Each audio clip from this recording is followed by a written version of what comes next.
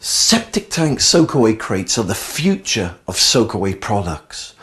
Not only are they really easy to install, but they're also fully compliant with UK building regs. And so it's no wonder then that septic tank soakaway crates are the best-selling soakaway product in the UK today. So, how do you install septic tank soakaway crates? Well, it's really easy. Simply dig a hole and then put the septic tank and the silt chamber into the hole, connecting them together. Once you've done that, all you need to do is then lay down the membrane that comes free with the septic tank soakaway crates.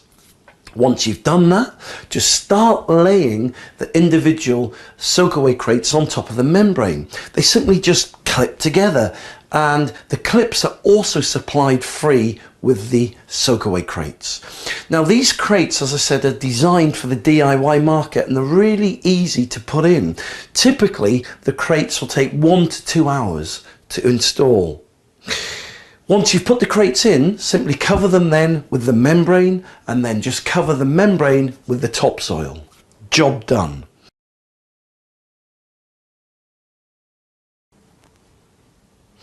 So, how do septic tank soakaway crates work? Well, these crates have been designed by German scientists and it's very clever how they work.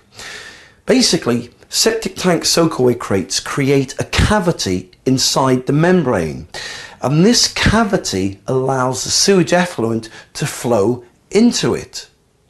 Now the crates and the membrane then slowly release the treated effluent into the surrounding topsoil, and from there it then just naturally drains away into the ground. Very clever indeed.